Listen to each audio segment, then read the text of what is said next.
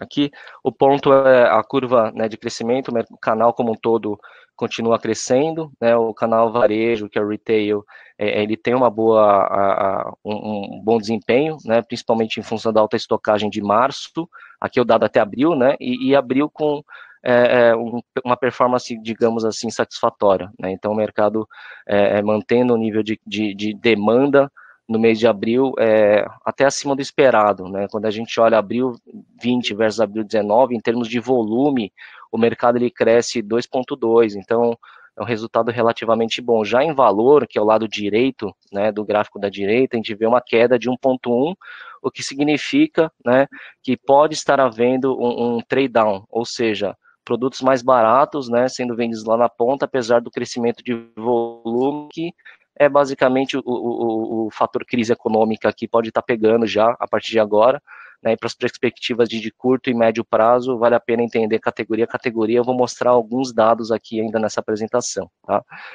Quando a gente fala do mercado de prescrição, principalmente, quando a gente olha o gráfico da direita, é o volume, né, de prescrições geradas. Obviamente, também não vou me repetir aqui no que eu já venho falando nas últimas lives, né, mas esse volume de prescrição ele vem caindo ao longo do tempo, até teve uma certa sustentação ao longo de abril e também ao longo de maio, né, mas em menores níveis.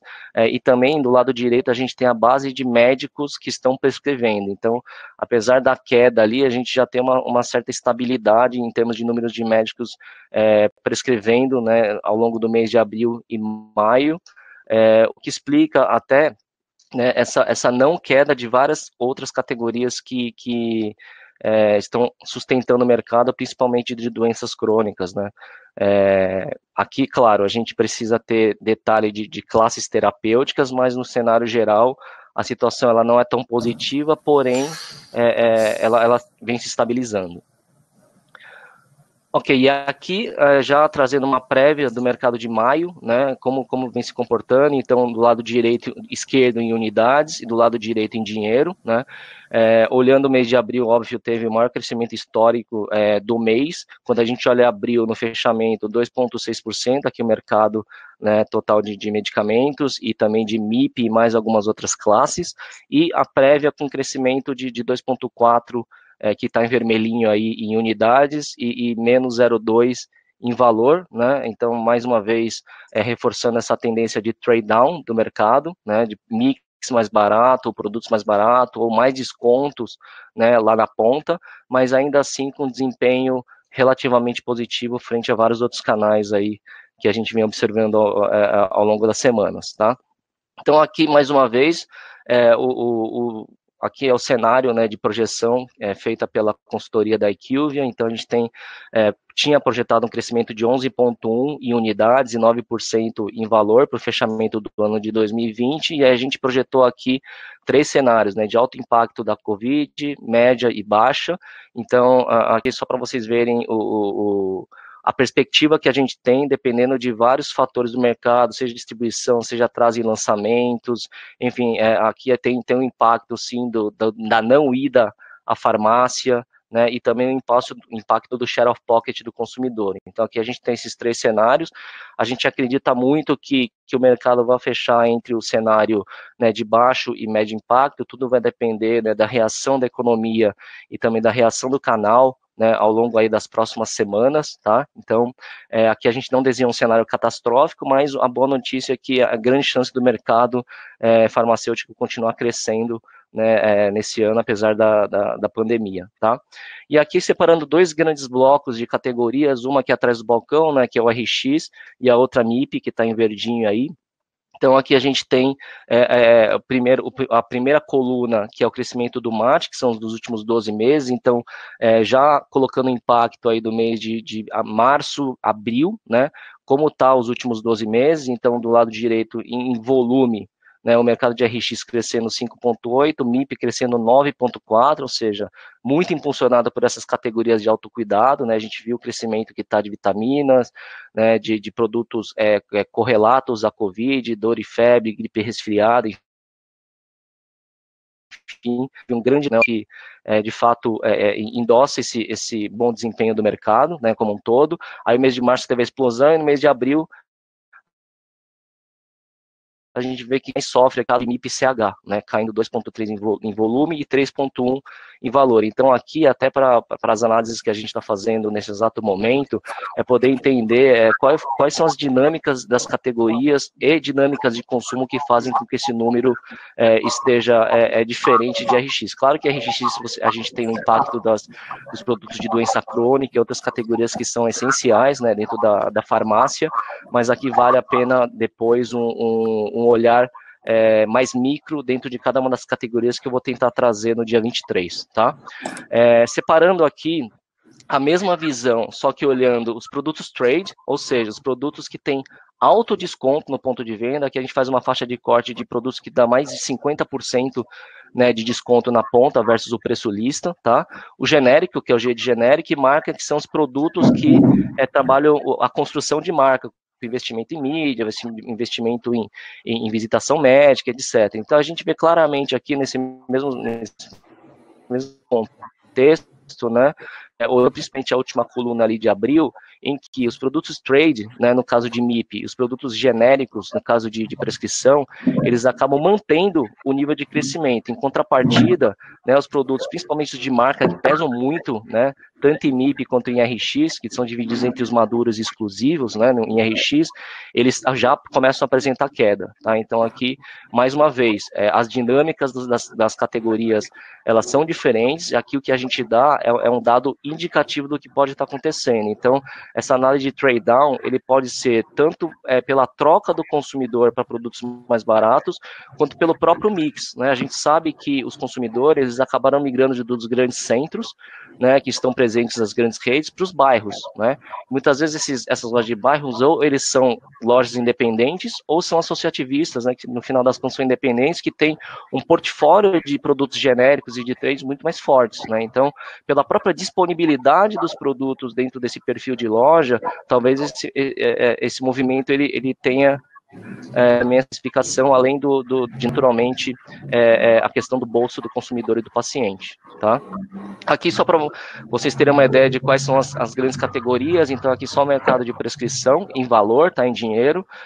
Aqui do lado esquerdo, onde está o quadrinho, né, são as categorias que mais crescem, e do lado direito, as que menos crescem. Então aqui, falando de mercado de prescrição, a gente está falando de produtos imunológicos, diabetes, vitaminas, cardiovascular, oncologia, asma, sistema nervoso central, enfim, todas as categorias que têm uma predominância de terapias crônicas, que são produtos, né, e medicamentos que de fato o paciente ele não pode deixar de tomar. Por outro lado, a gente tem as categorias mais sensíveis, derma, disfunção erétil, enfim, anti-inflamatórios, todos esses produtos mais voltados para doenças agudas, tá?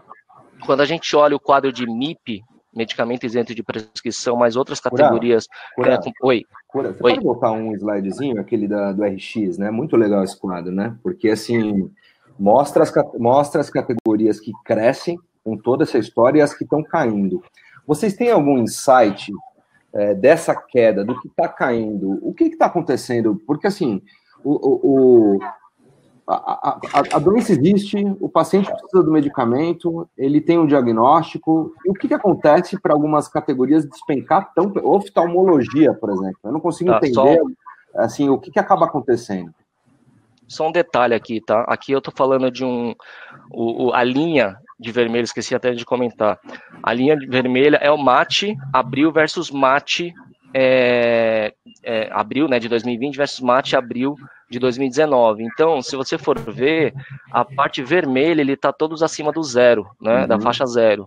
Isso quer dizer que todas as categorias continuam crescendo, basicamente. Né? Tirando a disfunção erétil ali, que está no zero, todas continuam crescendo no mate. Quando a gente olha só o abril isolado, aí a gente tem essa separação, né? Ou seja, do lado esquerdo a gente tem as categorias que continuam crescendo, mesmo depois do abastecimento de março, né?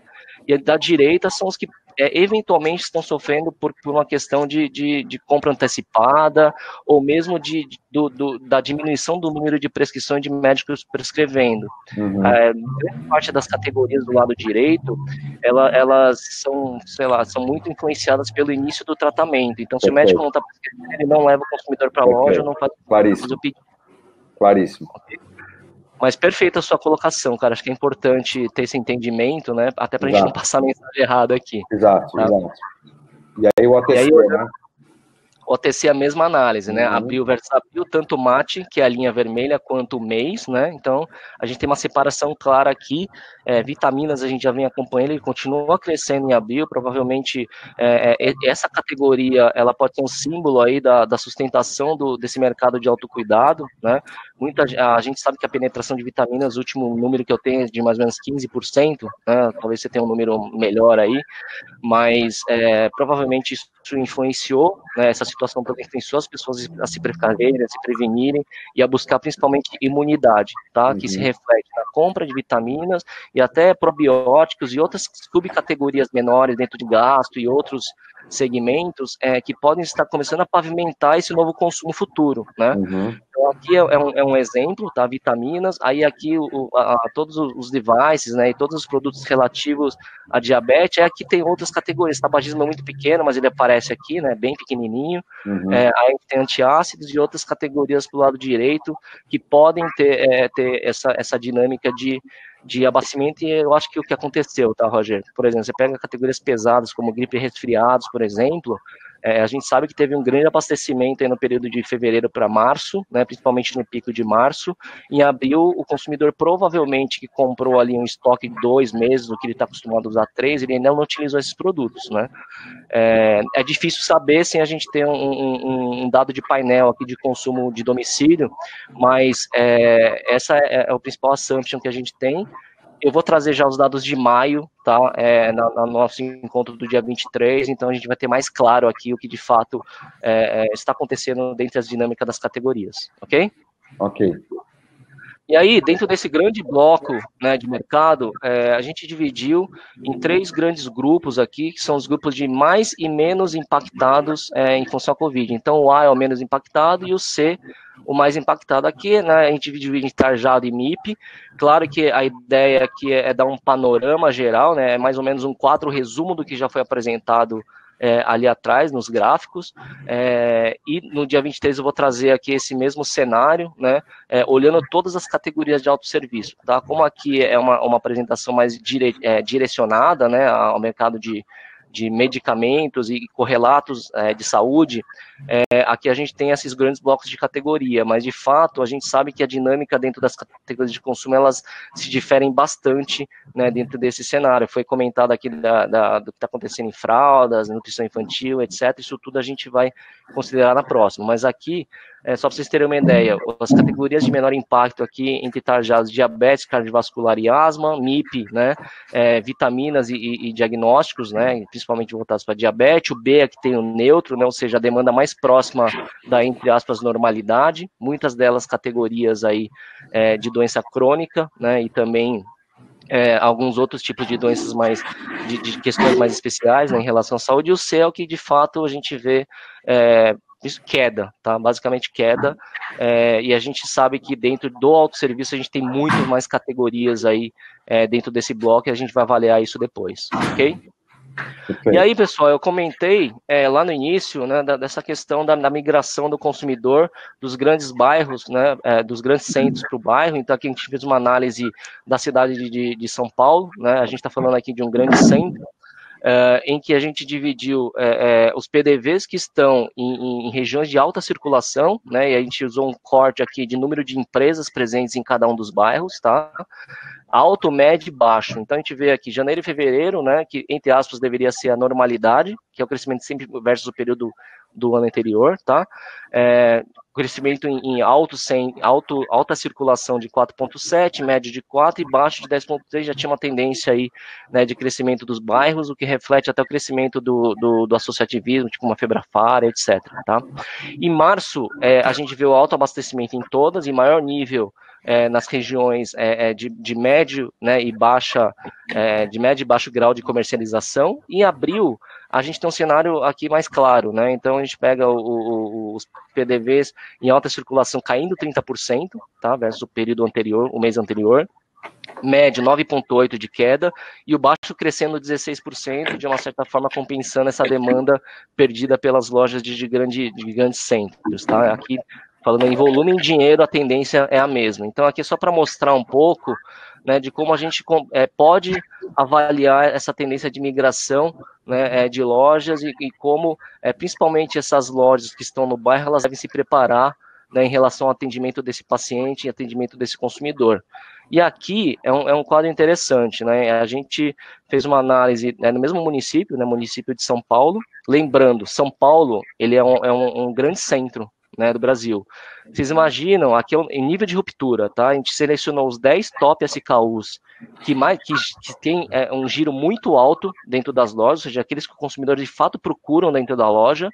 E esses 10 SKUs que mais giram, a gente alocou dentro de cada um dos segmentos. Então, tem 10 SKUs em cuidado ao paciente, 10 em RX, 10 em personal care e assim por diante. Ou seja, são aqueles produtos de curva A, que não podem faltar dentro do ponto de venda. A gente avaliou todas as lojas da cidade de São Paulo. A ruptura média, né, de cuidado ao paciente, por exemplo, de 13%. Quando a gente olha março e abril de 2019, tá? 11% RX exclusivo, 7% em personal care, 6% em nutrição, 6% em genérico e assim por diante. Quando a gente faz essa mesma avaliação em março e abril de 2020, olha o aumento de ruptura que a gente tem, né, desses produtos de curva A, né, de todos os segmentos do mercado. Absurdo, cuidado ao paciente, né, é absurdo, né?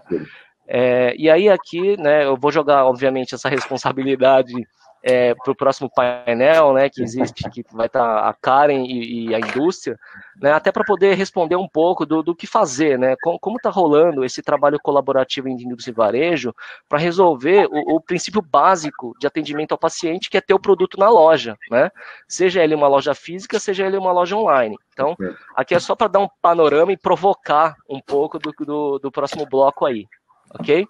Em contrapartida, Roger, a gente vê o canal e-commerce, né, a gente viu o drop do mês de abril, né, ou seja, a queda de abril versus março, e abril continua crescendo, ou seja, ao longo do tempo, o canal e-commerce ele vem ganhando uma certa sustentabilidade, apesar do tamanho ainda, né, a gente hoje deve ter uma estimativa de uns 3% do total mercado farmacêutico, né, coberto pelo canal e-commerce, como o Cassiano comentou, né, e né, e os outros participantes do bloco anterior também, houve uma corrida aí por desenvolver e-commerce, né, seja ele o próprio desenvolvimento do site, seja ele usando o RAP, seja ele usando qualquer tipo de plataforma digital para poder atender esse consumidor, né, na distribuição. Só que o canal e-commerce ainda é muito pequeno, né? Se o canal e-commerce representasse 10%, 15%, esse crescimento que a gente vê, né, forte ao longo do período de pandemia, ele certamente poderia cobrir eventuais gaps de demanda de algumas categorias que são tradicionais da loja física, né? Mas isso não está acontecendo, apesar da gente ver aí um bom incremento, né, de vendas dentro do canal e-commerce, ok? Só para deixar bem claro, vocês mapeiam o e-commerce, é aquele varejista que só opera através do e-commerce ou aquele que já tem um multicanal, vocês conseguem pegar só a venda desse e-commerce? Você quer deixar só claro isso para o pessoal que está assistindo? Obrigado pela pergunta. A gente pega tudo, tá? Aqui canais digitais, digamos assim. A gente pega tanto o site de e-commerce, quanto todas as plataformas digitais. Então, se o cara vendeu via RAP, via aplicativo, clique retire, etc. Não, aí você pode andar, ele está tudo somado. Aqui. Wellington, seu áudio está aberto. O áudio está vazando do Wellington. Tá, então é isso, aqui tem tudo. Eu acho que o nosso grande desafio agora é começar a separar, né? Mas é óbvio, né? Isso aqui já é um bom indicativo de que o varejo farmacêutico brasileiro já começa a desenvolver e a imprimir uma nova dinâmica no que diz respeito à multicanalidade, né? E eu acho que algumas estão trabalhando mais fortemente, né, essa frente, até para poder cobrir alguns gaps, né, e outras estão começando. Mas o importante é que o consumidor cada vez mais as alternativas, né?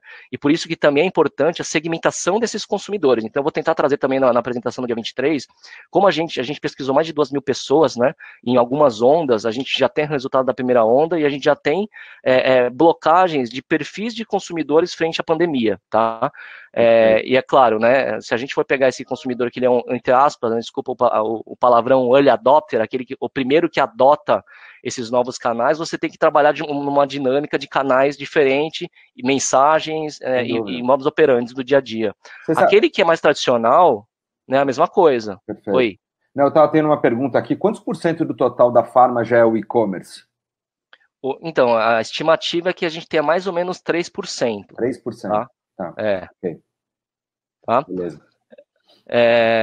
O nosso sonho é 100%, né? A gente tem informantes bastante importantes já e que já dão essa sensibilidade, né, do que está acontecendo com o canal, inclusive com mix de categorias. Que é aquela categoria que mais vende na loja física, não necessariamente online. Perfeito. Tá? Posicionamento de preço, né, do online é diferente da loja física. Não estou nem falando de posicionamento de preço em si, mas de mix, porque o preço às vezes pode ser o mesmo. Perfeito. Enfim, existe uma série de benefícios para a gente poder avaliar essa ferramenta, tá? E aí, já indo para a análise final aqui, para não tomar tanto tempo, aqui o mercado retail, né, canal varejo também, e aqui só para mostrar para vocês a queda no número de novos SKUs, ou seja, de lançamentos ao longo do período da pandemia aqui, que é a ponta do gráfico de linha aqui, né, então do lado direito, março, abril, então a gente tem uma média aqui de 325, né, uma média dos últimos 24 meses, mês a mês. Claro que essa média ele é muito em função de produtos de consumo, a gente sabe que não é todo dia que se lança uma nova terapia, né, em produtos de prescrição, mas a gente vê uma queda assim brutal, né, dentro do período de março e abril, que é o período onde as marcas de fato estão começando a trabalhar, né, esses lançamentos e colocando grana, né, seja em mídia, né, seja enfim, no aumento de contato junto ao consumidor, inclusive planos estratégicos com varejo. Em categorias de personal care, dermo e outras, a gente sabe que lançamentos às vezes representa 30% do crescimento. Então, aqui a gente tem, de fato, um grande impacto, tá, em produtos que estão sendo cadastrados no varejo, versus o que é a normalidade, o que vai impactar com certeza negativamente na construção da categoria. Esse aqui é o último gráfico aqui, que também é relativo a uma pesquisa que a gente fez dentro do ecossistema, né, de saúde. Então, aqui é um jogo de palavras, né, qual é o sentimento que vem na cabeça, né, quando a gente vejo indústria e consumidor, varejo aqui ainda é um período de muita incerteza, preocupação, né, de grandes mudanças, né, mas ao mesmo tempo a gente já vê ali citações de oportunidade, né, ou seja, de que maneira eu aprendo com esse processo crítico que a gente está tendo, né, para que eu melhore minha operação e, principalmente, eu melhore o meu atendimento farmacêutico, né, dentro desse contexto da jornada de saúde da população brasileira, tá? E aí, por outro lado, no mesmo período, consumidores ainda com medo, preocupação, tristeza em relação a essa situação da pandemia, mostra de fato comportamentos, né, relativos a esses pensamentos que vão se refletir, né, na saúde como um todo, né, principalmente ali no consumo do varejo farma. E aí aqui a provocação que eu deixo para o próximo bloco é de que maneira a indústria e varejo e distribuição, né, trabalham para mitigar, né, essa sensação do consumidor e entregar um excelente serviço. E é isso, Roger. Obrigado. Maravilha, Cura, muito obrigado a você. Essa apresentação vai ser compartilhada com o pessoal, certo? A gente pode compartilhar esse PDF? Legal, a gente teve uma queda de conexão aí na entrada do teu bloco, algumas pessoas perderam, depois entrou. Então, pessoal, fiquem tranquilos que a gente vai passar esses slides assim do Curata, para quem tiver alguma dúvida assim tal, a gente vai compartilhar esses slides, assim como a minha apresentação inicial e outras, vou pedir autorização aqui para o próximo bloco, ver como vai ser. Curata, cadeira cativa, Retail Pharma. Muitíssimo obrigado. Tamo junto na próxima. E muito gostei do bigodinho, hein? Tá style agora. Vamos que vamos. Valeu, obrigadão, galera. Um abraço. Valeu. Pessoal, bom, próximo bloco, estão aí? Karen já tá aqui. Boa, o Wellington tá aqui. E o Benoit, tá aí? Entrou. Boa. Estão com o microfone ligado? Ligadíssimo. Tudo bem? Obrigado, agora sim. Legal. Obrigado, gente, pela participação. É um prazer, uma honra ter vocês aqui no nosso programa para a gente discutir justamente essa visão da indústria, né, de tudo que está acontecendo e fazer um contraponto aqui com o varejo que estarem fazendo esse ativismo. A gente está um pouquinho atrasado no timing. Vou passar direto para o Benoit. Benoit, tem uma apresentação legal sua aqui que eu quero trazer para o pessoal. É bem legal, né? Conta um pouquinho, que quiser se apresentar, e aí a gente já engata aqui na tua apresentação, ok? Tá, tudo bem, ok. Vou aproveitar o gancho do Kurat. Estava pensando ele falando de ruptura, né? Tudo bem.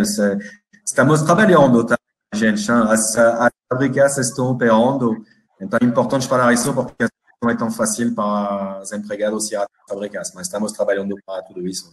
Legal. Eu vou pedir só para a gente fechar a câmera, né? E só para ficar melhor o visual aqui dele na tela, tá bom? Benoit, tá com você. Mostra um pouquinho o que a Newell está analisando, refletindo, né? E o que você pode compartilhar com todo o público. E mais uma vez, obrigado e bem-vindo ao nosso programa. Ok, vou tentar fazer rápido para dar tempo de falar pouco depois. O objetivo aqui era mais falar com você do que estamos aprendendo dessa nova experiência da pandemia, tá? Então, para nós, durante o Covid-19, o que estamos fazendo, estamos monitorando com o comitê de crise mensalmente as mudanças tanto do consumidor brasileiro como da economia e principalmente também dos mídias digitais. É mais sobre isso que vou tentar falar hoje e explicar o que vimos ao longo das últimas 10 semanas.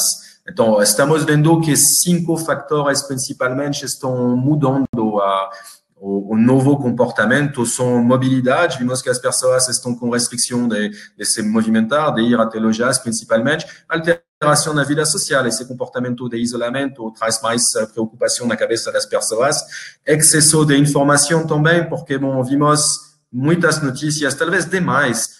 Cada dia você tem que aprender novas coisas. Às vezes tem fake news, você não sabe. O consumidor agora está muito cheio de dados e tem que analisar mesmo. Fatores emocionais também faz parte do que estão trazendo mudança no comportamento do consumidor, porque, essa pandemia traga falências e mortos. Então, é muito importante o comportamento da rotina do shopper e essa famosa rotina diária alterada. Vimos lojas fechadas, lojas reabertas e várias evoluções da possibilidade de se deslocar. Então, esses são 5 fatores que para nós vão impactar o novo comportamento principalmente do shopper. O que estamos vendo é que, sinceramente, ao final dessas 10 semanas lá de isolamento, o que fica bastante claro para nós é as tendências que já existiram foram realmente reforçadas e colocadas na frente em termos de comportamento do consumidor. Mas vai ter ainda mudança. Onde ficamos agora? Estamos entre a segunda e a terceira etapa. A primeira etapa, para a nossa análise, foi realmente o ajustando a vida, a perda de liberdade, esse isolamento, tá? Estamos vivendo em quarentena. Depois, a segunda fase foi a adopção de novos hábitos, porque, isolamento traga, não vou dizer depressão, mas fatiga mental, tá? Muitas coisas sendo feitas, o consumidor realmente tentando ter mais informação ainda e mudando a sua rotina diária de compras e estamos indo para alinhamento ao novo consumidor. Então, a aceitação de novo e lá vamos ver mudanças do comportamento, algumas que já começamos a perceber. Então, o nosso mapeamento do impacto do Covid é nesse sentido agora. O que queria compartilhar com você mais, o que aprendemos do lado do comportamento do consumidor ao longo das 10 semanas. Então, estamos vendo que na situação atual as pessoas estão ficando em casa, realmente são pessimistas em relação ao futuro próximo. 82% dos brasileiros estão preocupados com a situação do vírus no país e 40% deles estão acreditando que vai durar até setembro, no mínimo, essa situação de artrite, se podemos falar assim em português. As tendências pós-Covid para o futuro, então vimos que os consumidores, as pessoas depositaram em canais de vendas e em marcas uma expectação de prestação de serviço. Os palestrantes mais cedo falaram sobre sobre isso, sobre o aspecto de trazer mais serviços, de estar mais próximo. Realmente, o parceiro varejista, tanto como o parceiro industrial, tem que se adequar nisso e mudar a sua maneira de falar sobre sua marca e de entrar em contato com seu consumidor e utilizador. Vimos que os consumidores estão tendo mais cautela em termos a se deslocar até as lojas, estão com mais medo de maneira geral sobre também as marcas, os produtos que eles estão comprando. Não vou dizer que tem uma busca para mais qualidade, mas isso é um ponto que se destaca bastante. Vimos que tem uma noção de solidariedade, é uma noção mais, talvez, europeia, que agora está vindo mais para ter impacto aqui. Bom, e especialmente para a população que são mais carentes, porque o Brasil é país feito de uma strata de pessoas de classes várias. Vimos que, bom, a pandemia acelerou tendências várias, e principalmente em termos de uso de mídia social, em termos de busca de informação. Vimos também que os live, como estamos participando hoje, é uma coisa que mudou bastante nas últimas semanas. Muita busca de informação, não só para empresários como nós, mas realmente para o consumidor em si. Ele busca informação, ele quer saber mais. Vimos que as compras online, como mesmo o Kurata falou, são dos principais destaques da evolução das últimas 10 semanas. Realmente, o serviço é chave nesse aspecto, e que seja online ou que seja em delivery da parte das farmácias, isso é um comportamento que mudou realmente e que vai permanecer. Só ilustrando um pouco, porque é interessante sempre ver alguns números, vimos que as pessoas estão cada vez mais dependentes da tecnologia no Brasil, vimos que o uso de Teams, de Skype, o uso de live para trazer conhecimento sobre produtos se desenvolve muito nas últimas 10 semanas. Vimos, isso é interessante aqui, é comparar o status do Brasil contra outros países. Aqui você tem o Brasil na coluna azul e vários países do mundo. O interessante aqui era ver no tempo dessa pandemia e do uso das conexões e do internet, seja que isso vai continuar a permanecer, vai. Então, e vimos aqui que realmente os brasileiros estão usando nessa pandemia muito mais as ferramentas que eles têm, e principalmente, bom, o celular para fazer compras, começar a fazer compras, para visualizar ainda mais contatos sobre produtos, sobre informação médica, etc. E aqui você pode ver que, bom, na linha Brasil sobre esse aspecto, tablet, smartphone, etc., realmente o brasileiro está no mesmo patamar que vimos em outros países que foram impactados por essa doença. Donc, mais conectado do que nada o nosso consumidor brasileiro. E é interessante, em termos de evolução, de onde vem a busca de informação, algumas coisas interessantes é o uso do YouTube. O YouTube se desenvolveu muito para trazer mais conteúdo e se destacou nas últimas semanas como um bom canal de compartilhar informação. Vimos que WhatsApp, Facebook, Twitter também cresceram bastante para ajudar farmácias, por exemplo, que estão mais pequenas a continuar a actuar em fazer negócio, mas também realmente cada parceiro e cada cliente, cada rede viu esse boom dentro do mídia social, e quase um boom chamado agora de social fever. Então, as pessoas estão realmente focando nisso. Vimos que o lado e-mail, por exemplo, e-mail marketing baixou, mas do outro lado, tudo o que é vídeo, tudo o que é contato instantâneo, que são dicas, realmente, isso mudou e cresceu bastante nas últimas 10 semanas. O lado importante para mim é prevendo o futuro.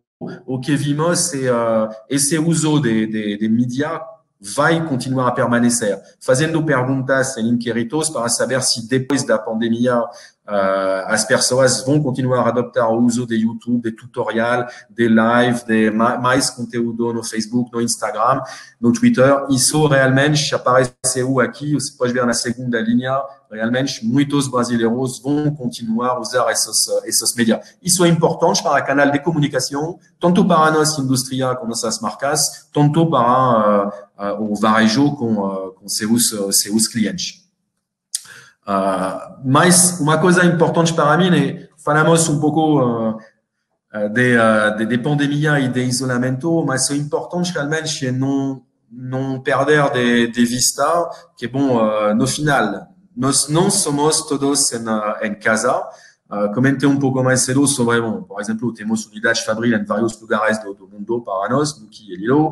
Bom, nossos obreiros estão trabalhando. Bom, eles não estão em casa, eles estão lá no trabalho. E o que é interessante ver e entender no Brasil é que isso é uma boa fatia da população que ainda está trabalhando, se deslocando. Donc, o Brasil continua com realmente esse estrato de classe A, B, C, até ATF, e vimos que realmente no Brasil não podemos esquecer a população que é menos favorizada, a população carente. Bom, e isso faz parte também do trabalho das indústrias. Bom, no nosso caso, temos um portfólio de marca grande, então estamos acessando a todas essas tratas. Então, é importante ver que muitos estão falando que o Brasil, depois da volta pós-pandemia, vai enfrentar mais desemprego, vai enfrentar uma mudança, acredito, no portfólio, nas escolhas da marcas. Isso é importante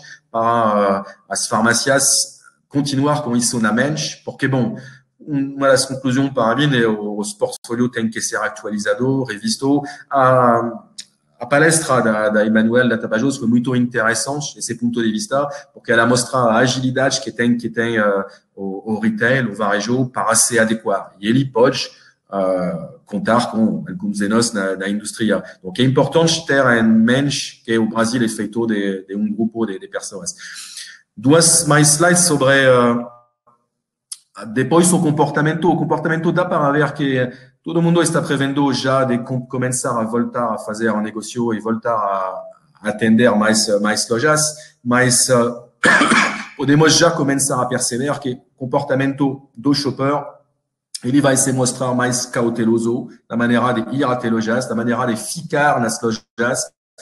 Aqui vocês podem ver que na retomada gradual, gradativa, eles estão realmente preocupados por isso, para o ambiente tão fechado como o ambiente aberto de parque e tudo isso. Porque isso vai influenciar a rotina do nosso cliente amanhã.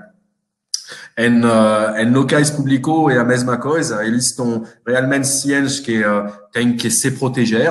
Alors, vimos que nos outros países da Europa tem ainda essa precaução que quer se manter. Depois vai depender realmente muito do tamanho do pico que nós temos aqui, mas acredito para pensar que essa rotina de se proteger, utilizando álcool gel, por exemplo, utilizando máscara, deveria permanecer. Eu acredito mais na continuação de produtos de tipo álcool gel para se lavar as mãos, para se higienizar, ou máscara depois de um certo momento.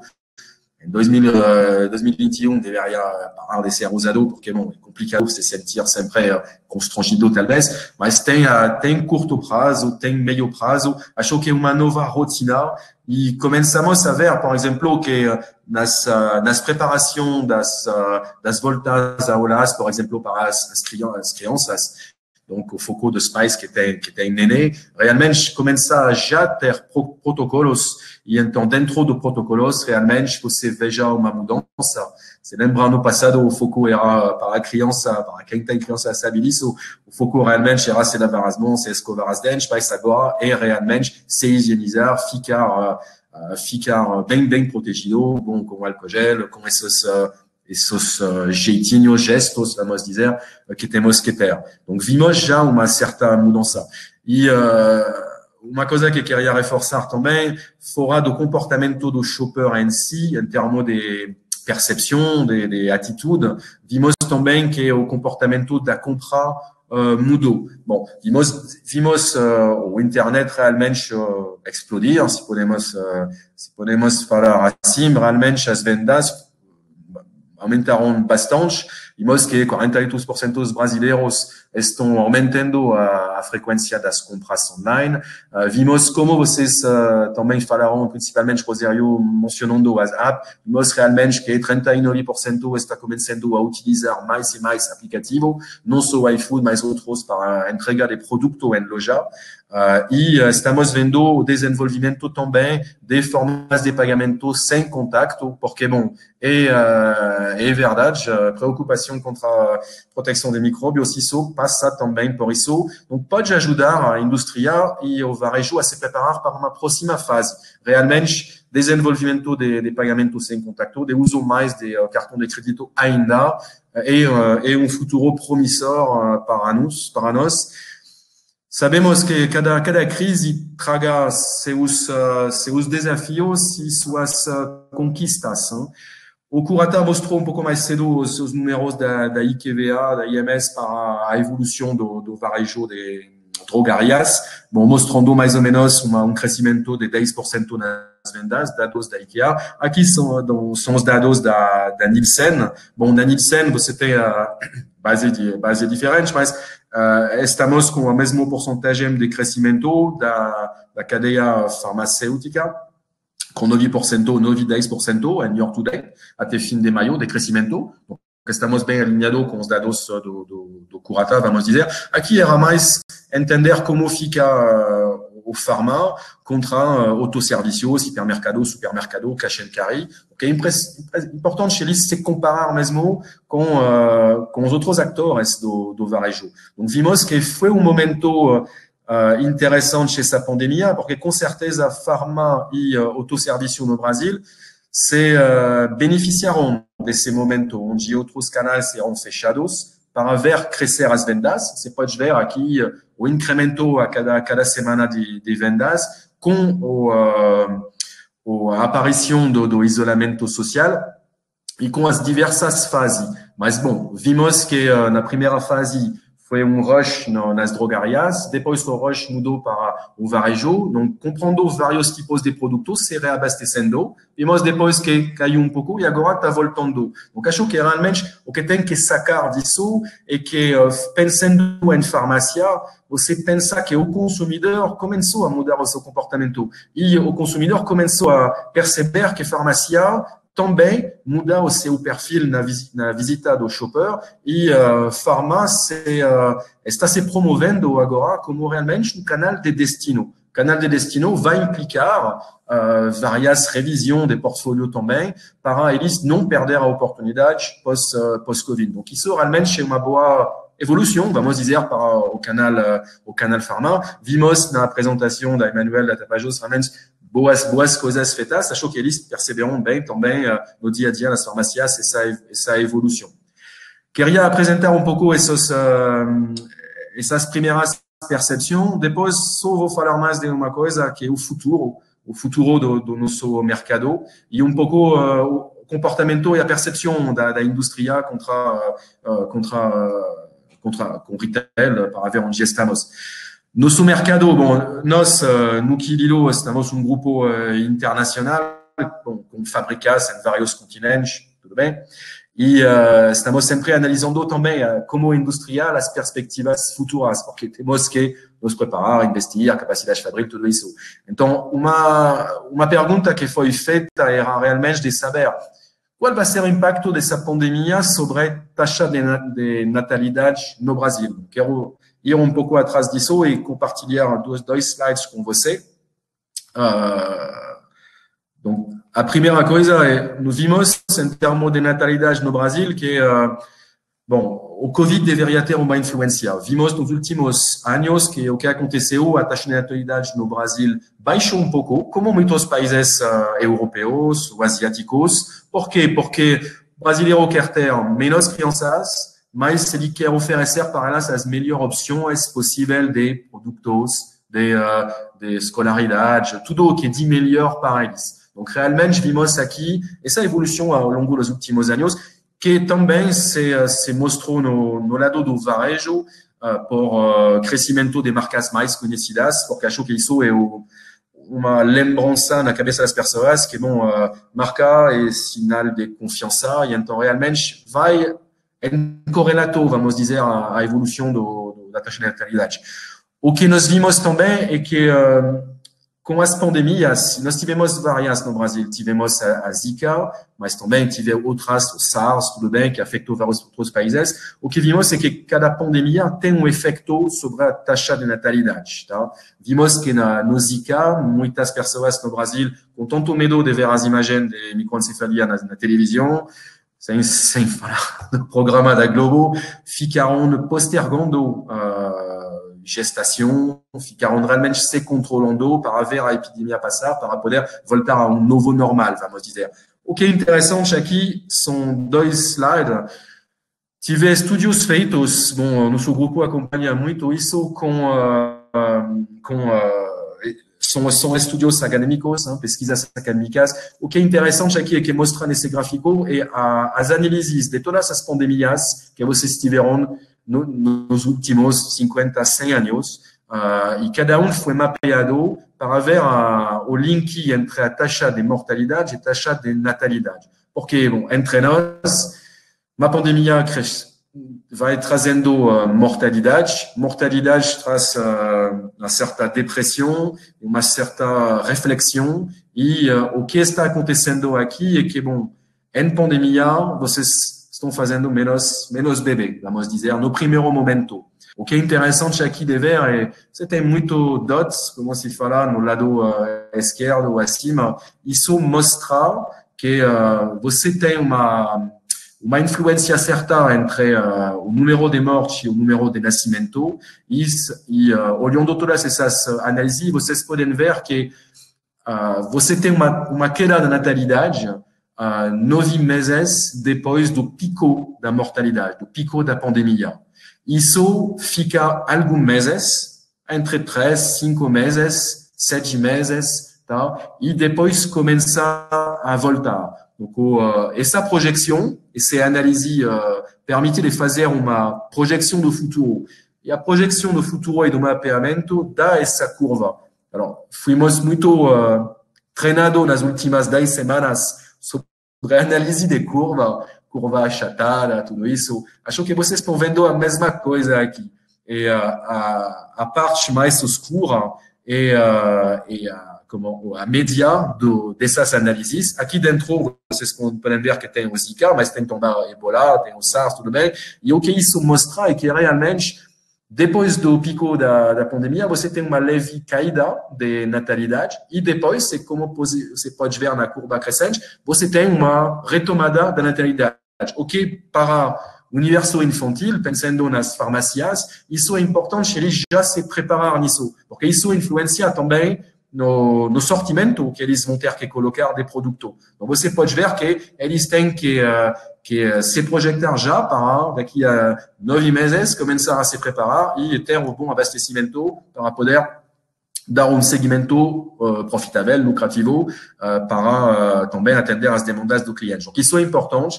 Depois essa pandemia, vamos dizer, vai voltar a fazer crescer a natalidade, que é uma boa coisa para nossos amigos do varejo. Acabando a minha apresentação, é mais um reflexo sobre tudo isso. Quais são as implicações? Muitas vezes estamos perguntando quais são os primeiros impactos que vocês estão vendo na sua categoria, puericultura, cuidado para o bebê. Bom, escrevi aqui um pouco as minhas primeiras percepções. Do lado da indústria, estamos vendo, então, um crescimento da natalidade pós-pandemia, com necessidade de ter o que o consumidor vai buscar. Donc, isso são produtos mais para recém-nascido. Tá? Donc, bom, você vai ver na tua pirâmide, vamos ter de clientes futuros e de utilizadores, você vai ver um pico mais de crianças de 0 a 2 meses, daqui a 9 meses. Isso é importante porque determina o sortimento, mais focando talvez em chupetas para prematuro, por exemplo, chupetas para recém-nascido, 0,2, 0,6, tipo de coisa.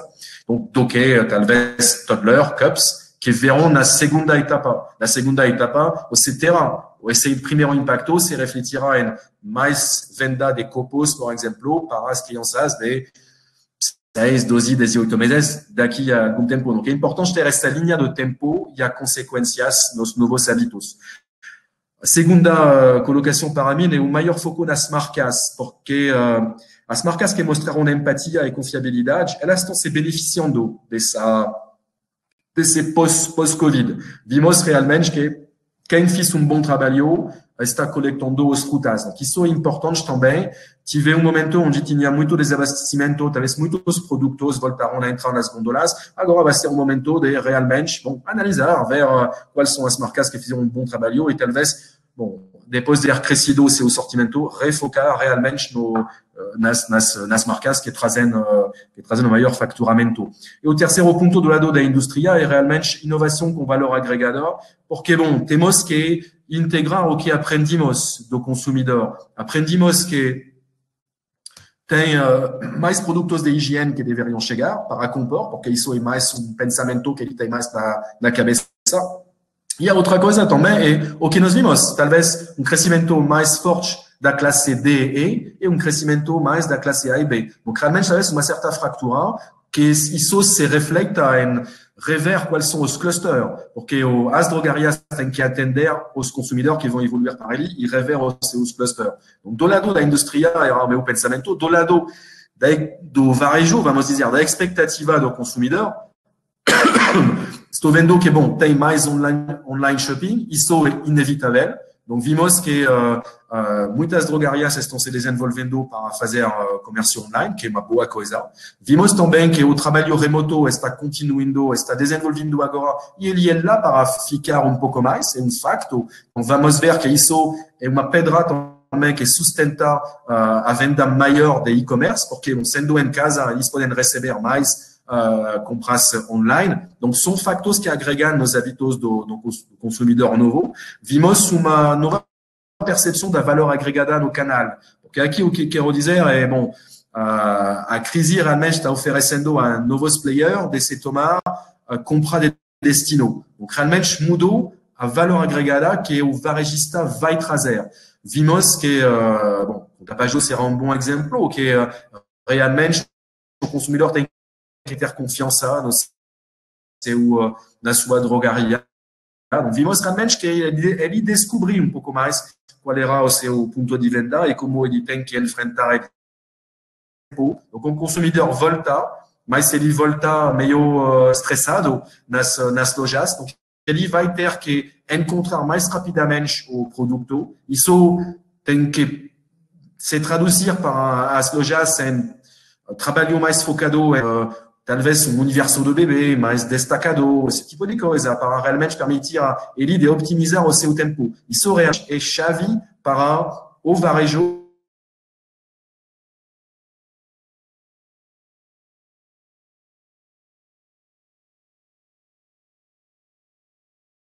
Acho que o Benoit caiu. Benoit está com a gente aí? Voltou? Ele estava finalizando aqui. Acho que era o último slide dele. Acho que ele caiu, porque ele anunciou aqui para mim que caiu. Algumas recomendações que ele ia passar. É uma pena. Wellington, você está aí? Como é que você está? Vamos engatar na tua apresentação? Estou por aqui. Tá me ouvindo? Tudo bem? Benoit está aí? Voltei. Voltou. Voltei.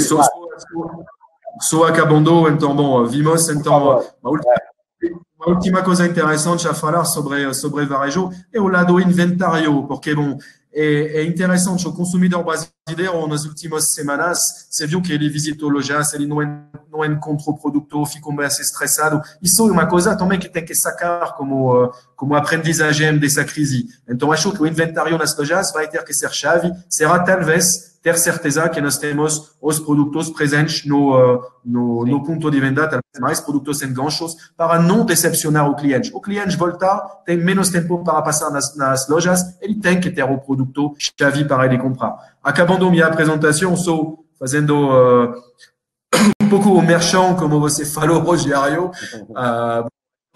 A recomendação para nossos parceiros, realmente, do lado do grupo Newell, é integrar no sortimento deles mais itens relacionados à higiene. donc segurança, bem-estar dentro do mix dele, porque chave para o pós-Covid, realmente atualizar os clusters, porque a população mudou, as pessoas com mais dificuldades tiver mais desemprego, eles vão crescer, esse cluster de pessoas. É importante oferecer marcas como se chama, open price point em inglês, donc de entrada, e também tem que trabalhar na visibilidade da oferta para optimização do tempo do consumidor. Donc, isso realmente o que pensamos do lado do nosso grupo. E só para uma pequena brincadeira no final, é interessante o trabalho que nós fizemos em termos de marca. Bom, nós temos várias marcas, temos Lilo, temos Nuki, tudo bem. O que queria ilustrar é, falando do trabalho que nós, como outras marcas fizeram também, trabalhamos Lilo nas últimas 10 semanas como sendo uma marca mais solidária. Lançamos álcool gel, por exemplo, porque isso muitas empresas fizeram. Faz parte do papel de cada industrial de ajudar a população brasileira a encontrar esse produto, ajudar a treinar. Bom, e são produtos mais especificado para crianças, para o uso de jovens, e também trabalhamos mais em reutilização de estojo de plástico para esterilizar produto. Então, isso estamos realmente alinhados, e o que nós vimos no final, bom, é que foi uma longa jornada bem difícil, trabalhando dia por dia, se adequando às necessidades. Vimos que, bom, as tendências que já existiram se confirmaram, e vimos realmente que, bom, temos trabalho para a frente e temos um trabalho de parceria a fazer com o varejo para justamente compartilhar. Esse trabalho que estão fazendo lá realmente ajuda muito. Quero agradecer a todos vocês. Vou deixar o Wellington falar agora. Tá? Obrigado, gente. Obrigado a você, Benoit. Aliás, elogios aqui não só pelo teu conteúdo, como o teu português também. Estão falando que você está falando português perfeito. Então é isso aí, sabe do desafio extra, né? Para você, como francês, aí fazer uma apresentação dessa em português. Então, meu muito obrigado. Aguenta um pouquinho aí que a gente vai voltar a falar daqui a pouquinho no painel, tá bom? Wellington, tá por aí? Sim, tô por aqui. Boa, vou colocar a tua apresentação aqui no ar aqui, peraí. Show de bola. Boa. Bom, legal. Enquanto isso, agradecer Rogério, Karen, Benoit por participar de vocês desse webinar. Para mim é um prazer. Quero agradecer também o convite do Paulinho. Sim. Muito legal, obrigado, Paulinho, e também parabenizar essa parceria, né, do Retail Pharma Brasil, trazendo esse modelo de discussão, aproximando a indústria, o varejo, muito legal. Bom, nós da Mustela, a gente vai trazer aqui, Rogério, um pouco de uma visão, quer dizer, quem é esse shopper, né, que consome higiene e cuidados do bebê, né, vamos tentar trazer um pouco como é que ela caminha por essa jornada, o que ela busca, o que a Mustela fez nesse momento de pandemia e o que a gente está entendendo, né, essa nova etapa do varejo, como foi discutido, né, pela Emanuele, né, pelo Cassiano no quadro anterior. Natalinha. Vamos lá. Boa. Apresentar para vocês, a Mustela é uma linha do laboratório Expansiance.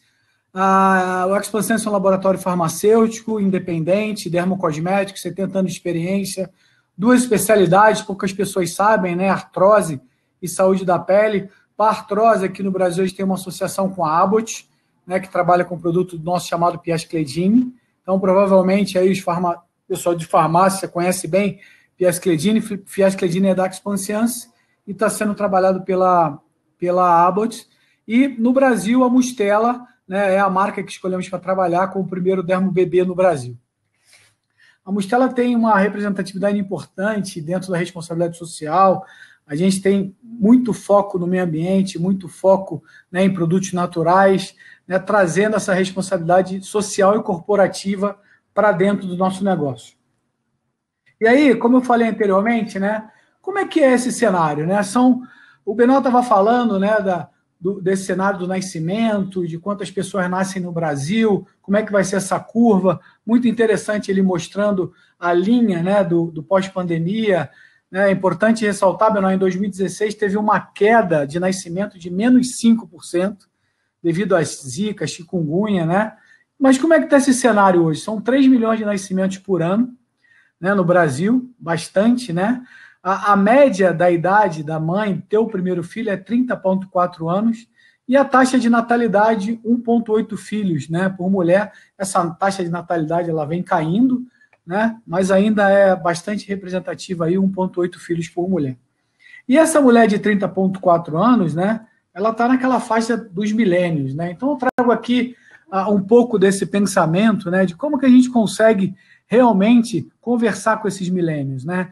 Milênios são multi-channels, estão integrados, on, off, né? Como é que o varejo e como é que a indústria consegue conversar com esse shopper, né? Então, é importante dizer, e trazendo novamente aqui, né, a Emanuela falando, né, da importância do CRM, de conhecer muito mais quem vai na tua loja, conhecer o hábito de compra, conhecer a fundo realmente, né, quem é essa pessoa que está lá com você, para você ter a oferta certa para ela, para você conversar com ela, para poder entender todo esse cenário, né, que vai fazer com que isso termine na compra.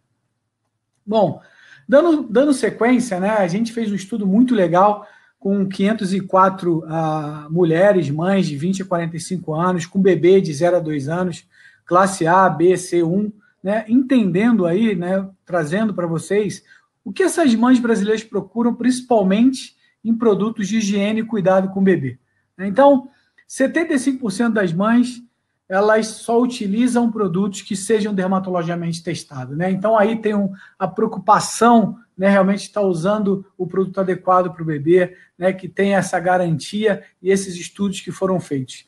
68% delas está constantemente preocupada com a pele do bebê, né? Problemas, irritações, reações que o bebê pode sofrer. E aí tem um ponto muito legal. Se é uma preocupação dela, a geração de conteúdo aqui é fundamental.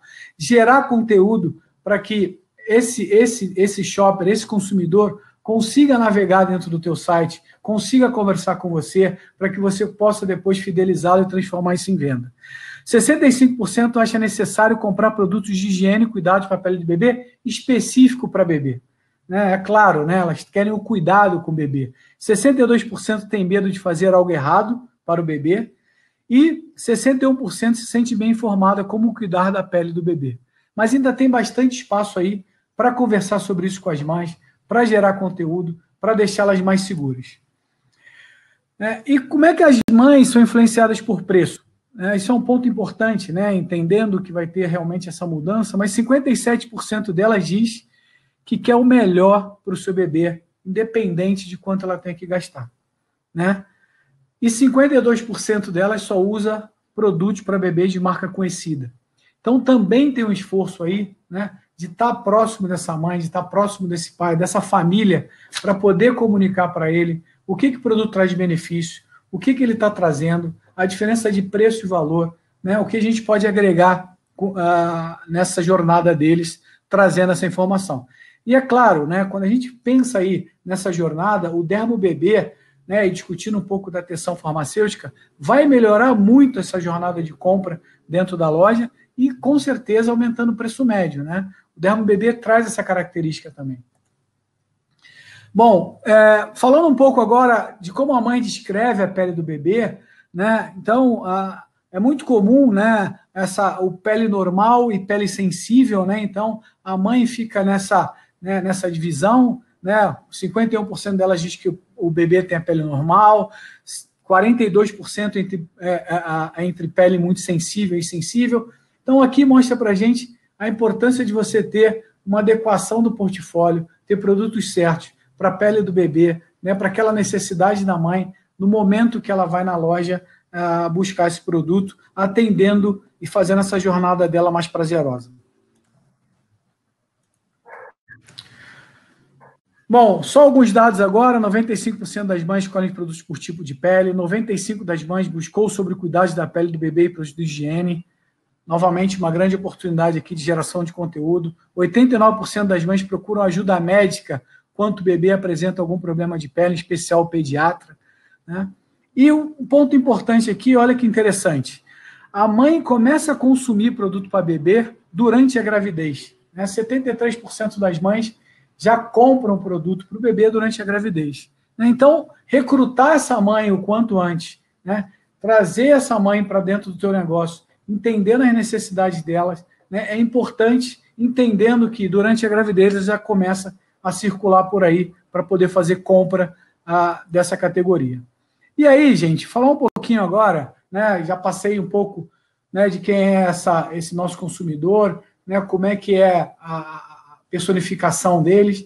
E aí falar um pouco do que a Mustela fez, eu não vou entrar muito em detalhe, né, ações do consumidor digital, é chover no molhado, todo mundo tem que fazer muito, né, sem dúvida nenhuma.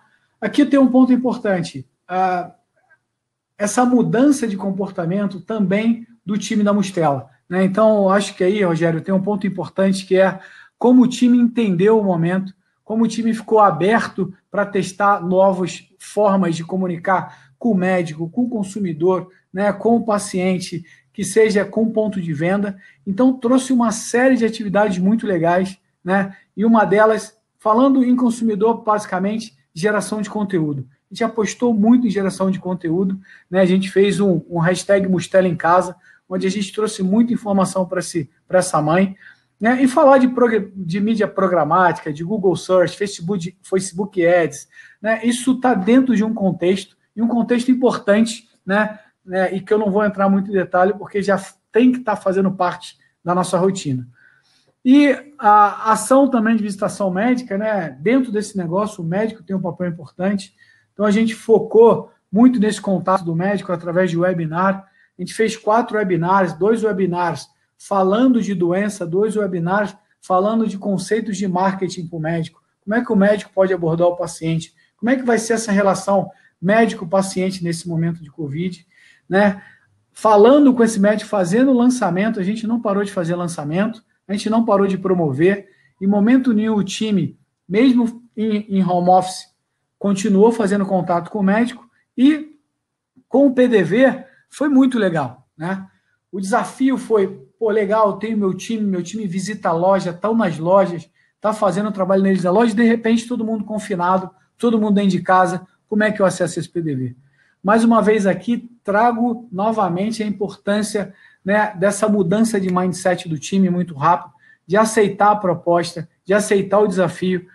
Cara, a gente fez muita coisa online, conversando com o PDV, através de WhatsApp, através de ligação, através de live. Conversamos muito com eles. Fizemos treinamento, videoaula, 4 módulos, né? A pele do bebê, cuidados especiais, proteção solar, a pele da gestante. Esses módulos de treinamento estão todos disponíveis, né? Aí eu convido aí as redes de farmácias, independentes, associativismo, que queiram passar essa informação para o time, está disponível, né? E pílulas de conhecimento, né? A gente mandou infográfico de Covid, a gente mandou infográfico de técnicas de vendas, fizemos ações off de drive-thru, compre e retire. Então, naquele momento que estava todo mundo em casa, é que veio surgindo as ideias, e a cada dia o time vinha com uma ideia, e a cada dia a gente ia implementando, mostrando que era possível. E o mais interessante, a gente chegou a conversar sobre planograma, né, através das nossas pílulas de conhecimentos, de infográfico, e a receptividade foi muito legal. Então, eu queria dividir isso com vocês.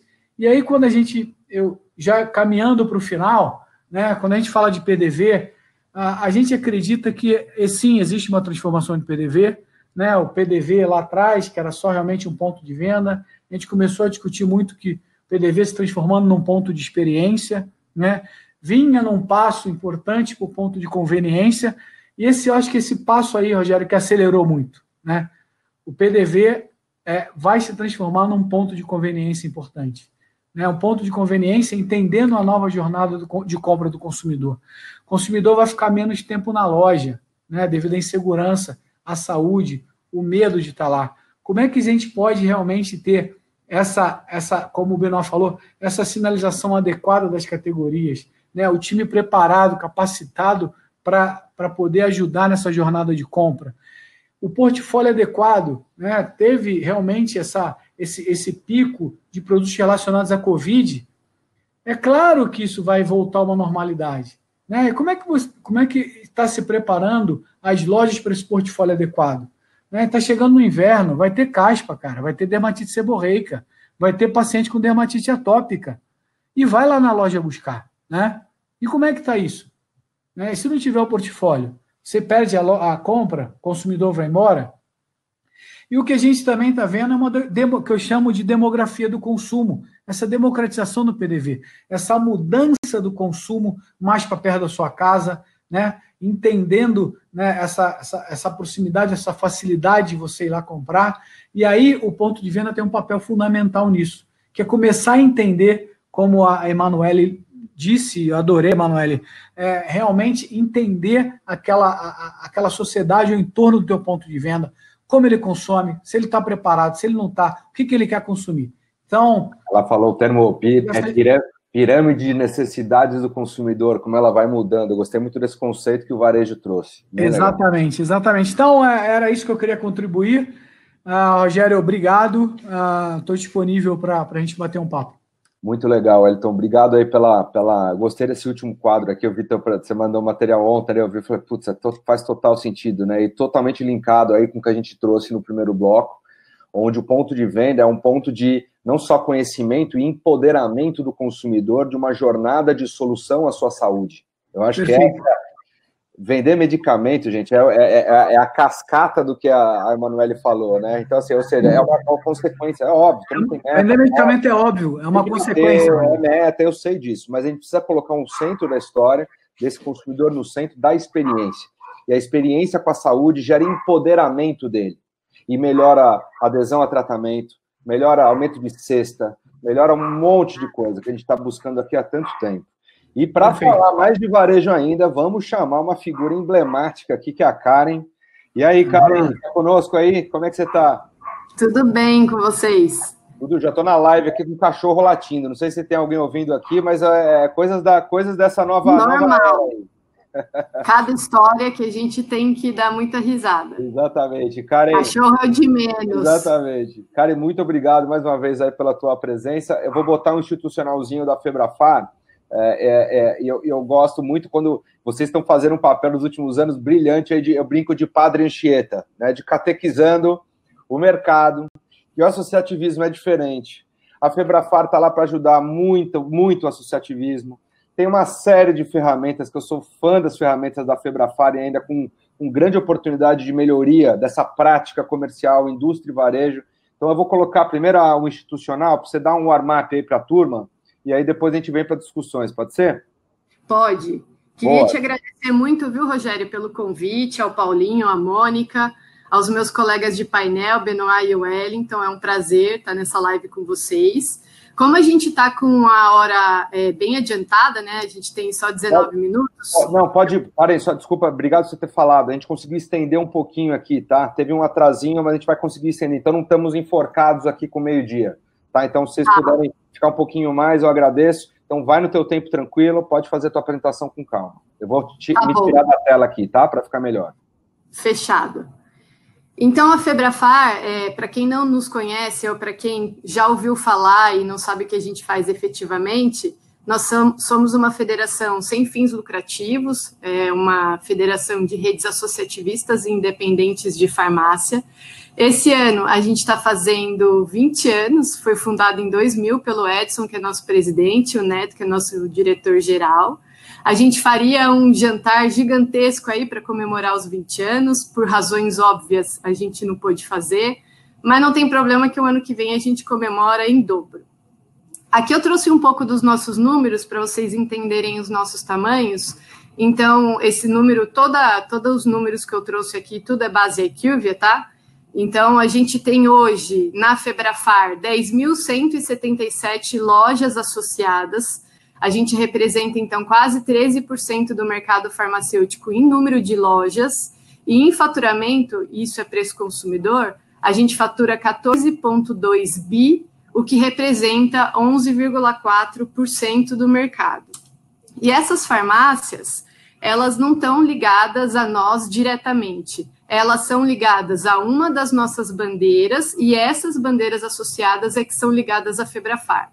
Então, essa é a nossa cadeia hoje. A gente cria solução sempre pensando na farmácia, mas ensina a nossa bandeira a usar. E essa bandeira é que passa informação para a loja, tá? Então, hoje são 58 redes associadas à Febrafar. E aí, um ponto importante, toda vez que eu falar rede ou bandeira, sempre vai ser ou associação, ou licenciamento de marca ou franquia, sempre nesses modelos, tá? Então, fazendo uma comparação aí com o cooperativismo, são farmácias que se uniram para ter melhores condições e que criaram uma bandeira, tá? A grosso modo. Nós estamos espalhados no Brasil inteiro, nas 27 unidades federativas, todos os estados mais Distrito Federal, né? E estamos em 2.822 cidades. E aí, um ponto que todo mundo fala hoje, né, é do digital. Então, o digital que está em alta pela pandemia, o digital para a gente já é uma realidade, porque conseguir chegar em 10 mil lojas, se a gente não tiver essa ferramenta aqui para fazer treinamento, se a gente não tiver um programa de fidelidade que funcione completamente online, de compra online, a gente não consegue chegar. No dia a dia, é impossível você ir loja a loja. Então, isso tudo aqui que a gente usa hoje já era a nossa realidade antes da pandemia. E o nosso crescimento aqui também, mais uma vez, é dado à IQVIA, ele é acima do mercado e acima dos demais players já há muitos anos, então a gente cresce 15,4% comparado ao mesmo período do ano anterior, aqui a gente está olhando o MAT, e o nosso desafio, e é muito bom estar nesse painel com o Benoit e o Wellington, que o nosso desafio é desenvolver a categoria de não medicamentos. Então, a nossa farmácia hoje, ela já está acostumada a trabalhar com medicamentos, é o core dela, ela atende muito bem o consumidor que chega na farmácia, que chega na loja, mas não medicamentos é um desafio. Quando eu comecei na Febrafar há 4 anos, quase 4 anos, a gente tinha uma participação de 16% de não medicamentos em tudo que a farmácia comprava. Hoje, a gente já tem 23%, já evoluiu muito.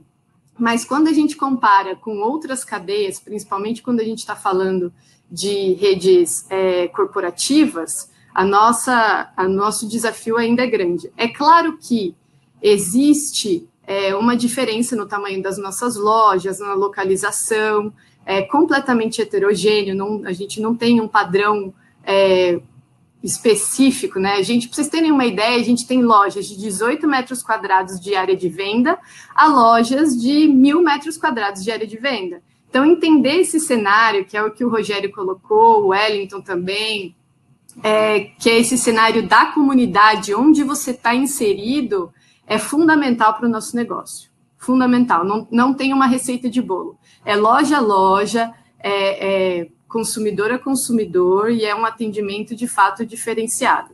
E o que a gente faz efetivamente? A gente cria solução para a farmácia prosperar.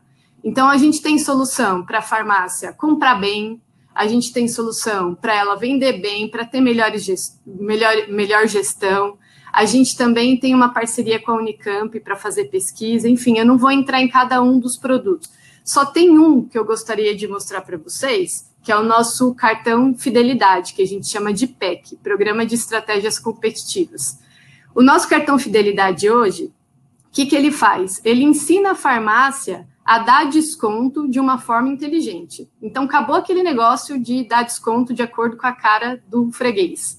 Aqui a gente faz todo um estudo de impacto para entender qual é o mix que essa farmácia trabalha, onde ela está inserida, quais são os consumidores, para colocar nessa farmácia realmente o desconto que faça diferença. Então, por exemplo, itens, todos os medicamentos que a gente tem com valor agregado mais alto, obviamente a gente vai dar um desconto maior. Aqueles produtos que são agudo ou que valor agregado é mais baixo, o desconto é menor. Então, a grosso modo, é claro que existe uma matriz que a gente olha, faz um estudo de impacto para entender todo esse cenário, não é tão simples assim precificar a loja, mas a grosso modo a gente passa essa percepção para o consumidor e de fato de que o preço ele é mais baixo do que os concorrentes que estão ali naquele brick, tá? Então, hoje, dentro desse cartão Fidelidade, a gente tem 25 milhões de clientes cadastrados, então o número é gigante. A gente faturou em maio de 2020 355 milhões só dentro do cartão Fidelidade. A gente tem 5 milhões de tickets todos os meses e 3 milhões de clientes ativos mensalmente. Então, o número é enorme. Toda essa precificação ela é feita dentro da Febrafar. e demora, para vocês terem uma ideia, 140 milésimos de segundo para uma farmácia consultar o preço. Então, é muito rápido. Quem cuida dessa frente aqui dentro da Febrafar é o Ney, que é o meu par aqui do operacional e de tecnologia. Então, mais uma vez, para vocês entenderem como o digital e a tecnologia faz parte do nosso dia a dia.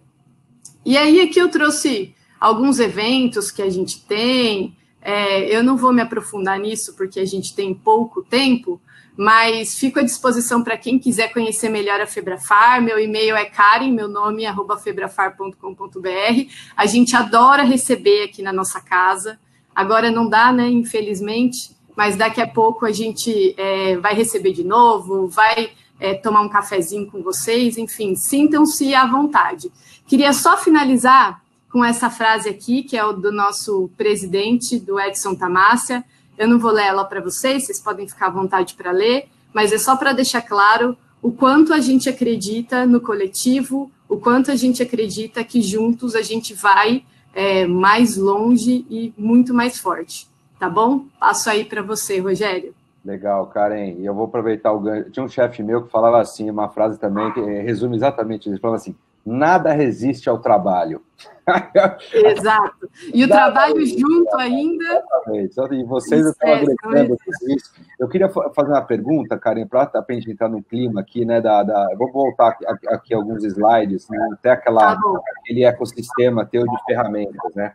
E aí eu queria fazer uma provocação, legal, que é uma mensagem muito importante que vocês fazem, porque, claro, vocês promovem um ecossistema comercial muito forte, né, das indústrias, o varejo precisando de soluções e assim por diante. Para uma indústria que quer lá, ela tem uma visão da categoria, ela tem uma visão do seu shopper, ela enxerga uma série de oportunidades, ela gera muito conteúdo. Acho que a palavra, talvez, que eu saio desse evento aqui hoje com vocês, claro, a gente vai discutir, mas esse empoderamento através de um bom conteúdo. Esse conteúdo está altamente ligado a uma experiência de compra, né? E é claro, tem muito conteúdo que tem uma dificuldade natural de ser transmitida para o cliente fisicamente, ou seja, o funcionário da loja tem que estar muito antenado sobre esse conteúdo para poder transmitir, ou de formas digitais, como a gente está nesse boom forçado aí de trazer ao digital mais essa experiência. Que recomendação você dá para uma indústria que quer se aproximar do associativismo hoje para fazer essa troca? Inteligência de categoria, conteúdo de shopper, como ele consegue desenvolver um negócio no modelo do associativismo? Eu acho que o meu maior conselho, Rogério, se é que eu posso dar um conselho, é que ele venha sem receita de bolo da grande rede. Porque o associativismo, ele não é a grande rede e ele também não é o canal independente. Ele é um canal à parte. Então, aquela indústria que pensa que vai colocar em prática o que colocou na rede corporativa e que vai ter os mesmos resultados no associativismo, essa vai ser a primeira quebra de paradigma que ele tem que ter. Então, ele tem que entender que a nossa farmácia está espalhada no Brasil inteiro, ele tem que entender que a maior parte do público que vai nas nossas lojas é classe C e D. Quando a gente está em região metropolitana, a gente está na periferia. A nossa atenção farmacêutica não precisa ter um espaço separado, porque já é o nosso dia a dia. Então, a gente já tem N exemplos de ter fila na farmácia para perguntar para o dono da farmácia o que tem que tomar, ou como ele tem que tomar, ou entender se a prescrição que o médico passou está certa. Vou te dar um exemplo do meu caso. Eu venho de uma cidade pequena, de 8 mil habitantes, Itapiraí, e toda vez o meu primeiro médico era o Seu Batista. Era onde minha mãe levava, que era o dono da farmácia. Não era nem farmacêutico, era o dono da farmácia lá em Itapiraí. Essa é a nossa realidade. Então, quando a gente fica ouvindo a indústria falar de o Rappi, o iFood, Avenida Paulista, Faria Lima, super legal, a gente entende que isso é o que a gente vive hoje, a gente está aqui na Avenida Paulista, a gente está na Faria Lima, mas tem que entender que as farmácias, elas estão espalhadas e não é na Faria Lima nem na Avenida Paulista, é na cidade pequena, que fica lá no interior do Rio Grande do Norte, da Paraíba, lá na região norte, que a realidade é completamente diferente do que a gente tem aqui. Então, sentar, entender o que a gente faz toda vez que uma indústria vem aqui. a gente cria um plano de ação baseado no que a indústria precisa e em cima da nossa realidade. Nunca um é igual ao outro. Tem treinamento, a gente manda promoção, fala de lançamento, tem compra centralizada, que a gente faz a compra aqui dentro da Febrafar para 1.000 lojas. A gente tem o GC de MIP, que tem uma equipe de 16 pessoas virando loja no Brasil inteiro. Você está nos ajudando, você e o Curatinha, nessa jornada. Então, a gente já tem 800 lojas viradas, crescendo 40% acima do que as lojas que não foram viradas. Então, muito legal. É exatamente entender a realidade e fazer um plano juntos. Não tem receita de bolo. Não vai funcionar a mesma coisa que foi feita na grande rede. Não vai funcionar.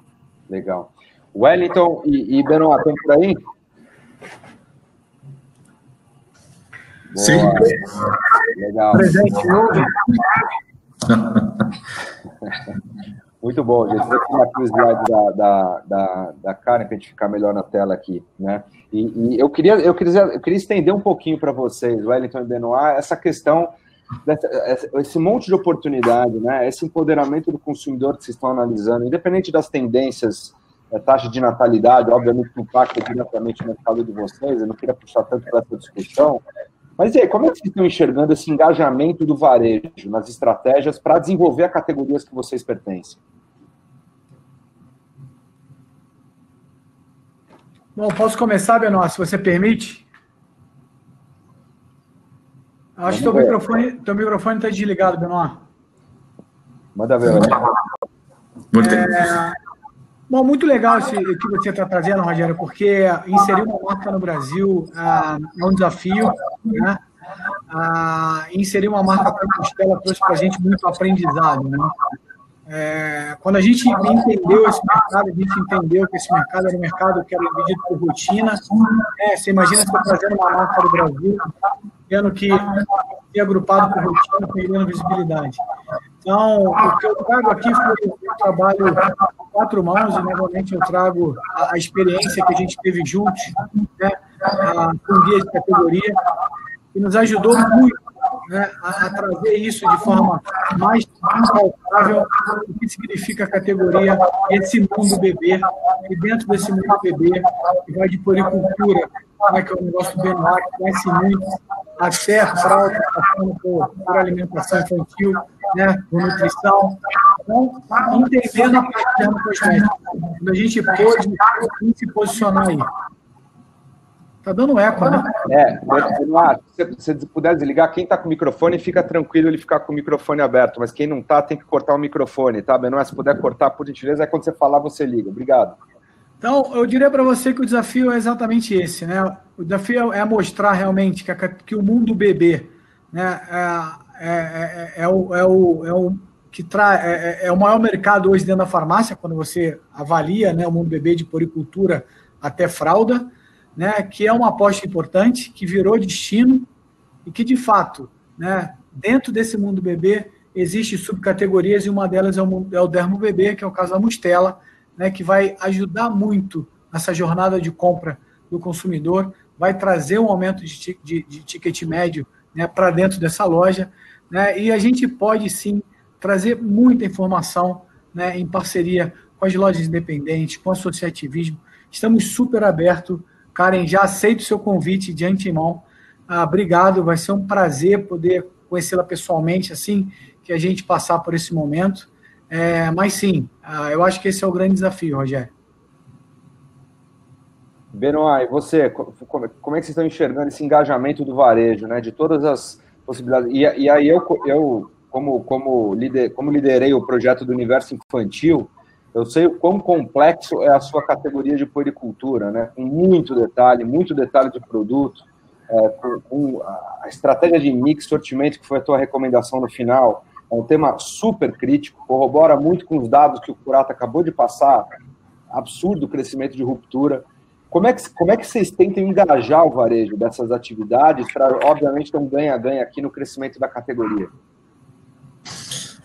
Acho que, bom, o varejo industrial tem que ser parceiro, no final os dois têm que ganhar. O que acho interessante dessa discussão para mim é óbvio que a pandemia faz mudar a oferta de produto de bebê, faz e fará mudar. É uma categoria que evolui, que está evoluindo sempre, e mostra o comportamento, a maneira de cuidar das crianças, tipo de coisa. Ok, pensando que você falou mais recentemente, dizendo tem que trabalhar, gente. Então, nunca é uma categoria muito complicada, então sempre tem muito trabalho para fazer. O que eu vi, o portfólio, estou vendo ele com mudança a chegar, tá? E do lado das farmácias, estou vendo também que as farmácias estão mudando. Essa pandemia tragou coisas realmente que dá para perceber que é diferente. O canal farma se mudou em termos de destino. Tá?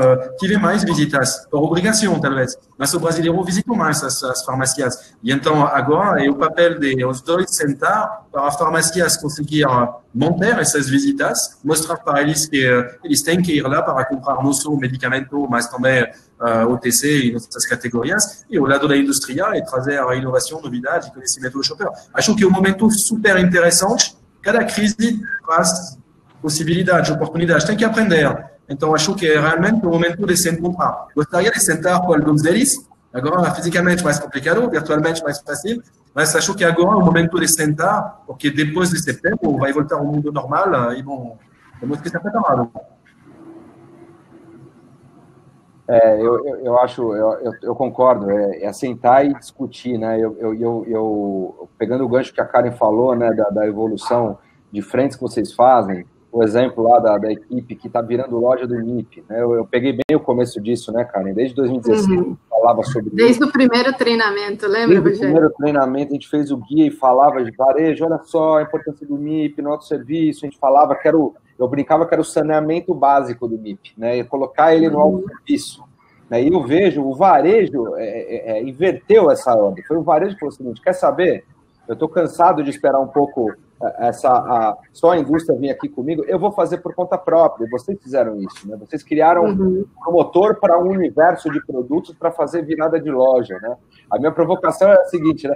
E aí, quando que vai ter um promotor para o universo infantil? Para ajudar a melhorar a experiência, visibilidade e shopability do universo infantil. Te coloquei numa fogueira agora, hein, Karen? Sabe que até não foi, se fosse outra categoria até seria, mas o infantil a gente tem olhado muito, porque é destino na loja, né? Muito. Então a gente tem falado até então, né, com Danone e com Nestlé para nos ajudar a criar essa categoria dentro da loja, né?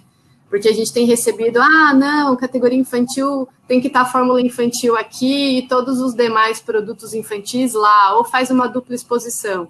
Então, levantar aquela bandeira, vamos olhar para a farmácia, que é a farmácia de bairro, a farmácia que está na periferia, que está nas cidades, e vamos olhar também para a farmácia grande, porque a gente tem esses dois universos, e entender o que a gente pode oferecer de mix para cada uma delas, qual é o básico. O que a gente tem que ter no mínimo dentro da loja? Onde que tem que ficar esse produto? Ele tem que ficar na entrada? Tem que ter fralda? Quais são as fraldas? Então, é essa fase que a gente está hoje. A gente está desenvolvendo com a Metal Pharma agora um móvel para colocar as fórmulas infantis. Então, para entender o que tem que ter, porque, por exemplo, vou te dar um exemplo. As lojas da Farmácia, que são as lojas populares, né? Todas elas inauguram com uma pilha de ninho, uma pilha gigantesca de ninho. E é o chamariz, na abertura da loja, um dos chamarizes é o ninho. Mas e a gente conseguir fazer o trade-up desse ninho para uma fórmula infantil? Né? E a gente ensinar esse balconista a sugerir isso para a mãe. Então, é essa fase que a gente está hoje. E aqui a gente super aceita sugestões, tá, Wellington e Benoit? Então, se vocês quiserem participar, a gente fez no MIP, a gente fazia vários workshops com as indústrias, principalmente com Sanofi, Pfizer e Ipera, para discutir qual era o mix ideal para o tamanho da loja, onde ele tem que ficar, treinamento para a nossa equipe. E é o que o Rogério falou, a gente aqui trabalha com catequização, evangelização para quem quiser. A gente fala para 100 traz 10, depois a gente fala para 100 traz mais 10, e assim a gente vai evoluindo. Para vocês terem uma ideia, mesmo nesse momento de pandemia, não medicamentos é super destaque. A gente cresce bastante, cresce acima de 20%, e a maior categoria é a categoria de nutrição infantil, que a gente acaba trazendo as outras categorias infantis junto.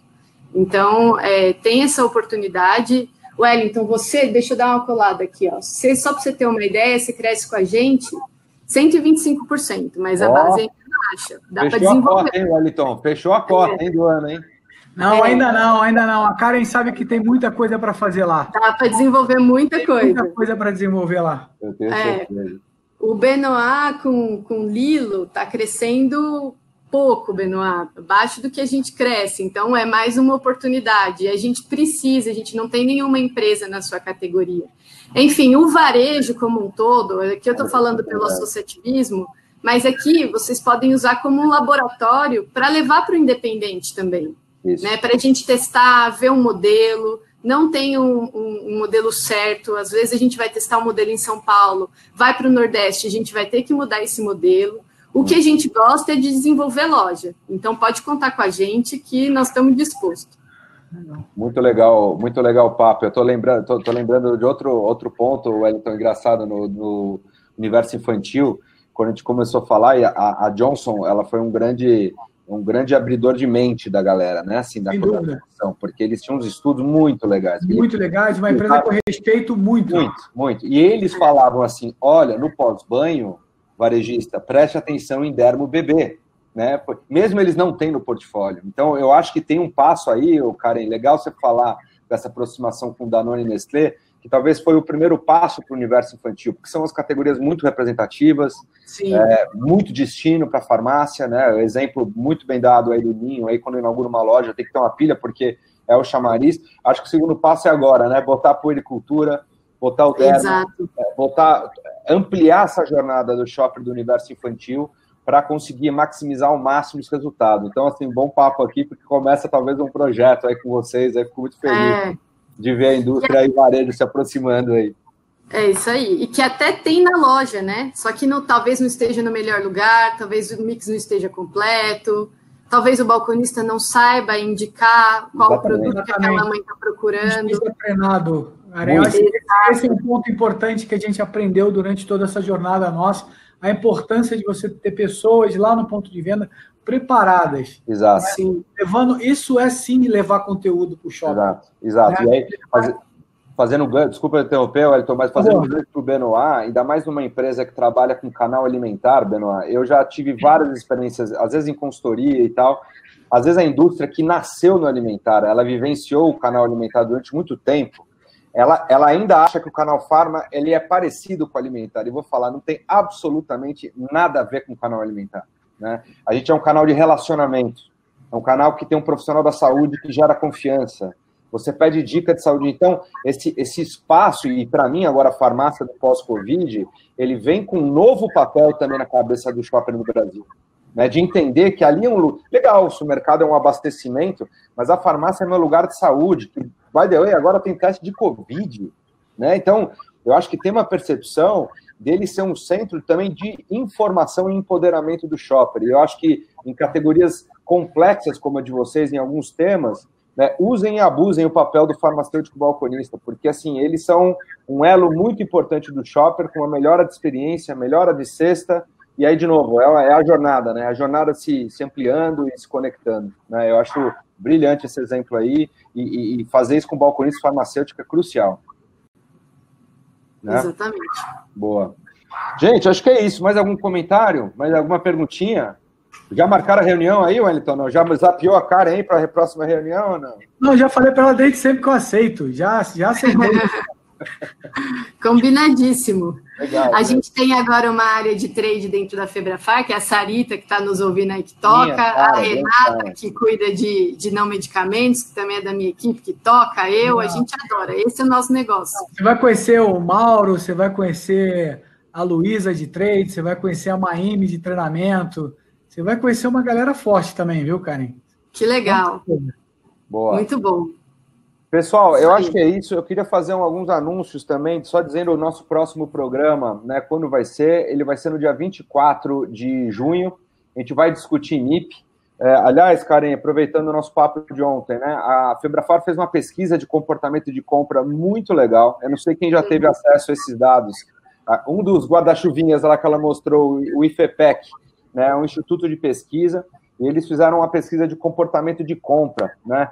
Eu nem vi a agenda do Miro ainda, cara, mas eu vou catar ele aqui para ele conectar. Mas dia 24 de junho a gente quer fazer uma grande discussão de MIP, tá? E eu quero colocar como pano de fundo essa apresentação de comportamento de compra aqui da Febrafar. Então, assim, sintam-se convidados. Daqui a pouco a gente vai mandar as peças e a gente vai informar tudo direitinho vocês sobre esse ponto.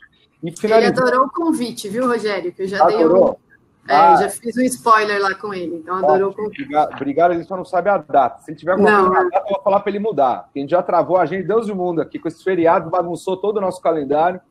Mas gente, eu queria super agradecer aí a participação de vocês, Benoit, Wellington. Sei que a agenda de vocês é super conturbada, uma honra nossa aqui ter 2 líderes de empresas aqui tão representativas no nosso mercado, tá como painelista aqui, Karen. Também, mais uma vez, muito obrigado. Eu preciso fazer o jabazinho final de agradecimentos aqui, que é super importante, brincadeiras, mas são os nossos, mais uma vez, nossos apoiadores e parceiros. A lista é longa aqui. Então, distribuidores aqui de Slab, Millennium, Navarro, Medicamental, Paulinho me deu bronca que eu esqueci da Elite, e vou falar mais um aqui no final, que eu acabei me esquecendo, ele vai me mandar uma mensagem aqui me dando bronca. Achei como nosso patrocinador oficial, super importante, né? Um parceiraço nosso aqui, abraçando muito a causa nossa e conectando muito o varejo, né, e os principais clientes. E vem conosco Bayer, Danone, Herbarium, Johnson, Lupe Medquímica, Neopan, Nestlé, Nuclilo aqui com a Nero, né, o Wellington aqui também com a Mustela, também são grandes apoiadores, né, o Free Wipes também, e toda a equipe, todas as entidades também, a Abrafarma, a Febrafar, a Bradilan, a BIMIP, a BIPEC, a Abrafad, a IQVIA, né, a SPM também nos ajudando, nos apoiando hoje também. Cresceu, hein, Rogério? Tá crescendo. Rapaz! Já vazou agora. Rapaz! 5 minutos, eu tenho que falar, senão eu tomo bronca. 5 minutos de jabá? Farma, Artiglass e assim por... E mídia, senão o Tomás também me dá bronca. E é isso, gente. Brincadeiras à parte, mas é isso aí. Acho que é coração grande, coração de mãe, né? Vai ampliando. Aqui a gente falou de Jornada da Mãe, de Jornada do Bebê, é nosso coração aqui, também com todos os nossos parceiros. Desculpa aí quem se programou ao meio-dia, mas a gente estourou 10 minutinhos aqui, mas foi por uma boa causa. Então, gente, mais uma vez, muito obrigado. Estamos de volta aí no dia 24 de junho, falando da pesquisa de comportamento de compra aqui que a Febrafar fez no Independente. Vai ser fantástico aqui com a presença do Miro. E vamos fazer um painel de discussão para as indústrias de MIP. Fundamental aqui. Então, em breve, a gente vai mandar a agenda. E, mais uma vez, aí, eu agradeço a atenção de todos e a audiência. Boa. Obrigado, gente. Tudo de bom. Obrigado, gente. Abração. Boa semana. Tchau, tchau, gente. Obrigado. Obrigado.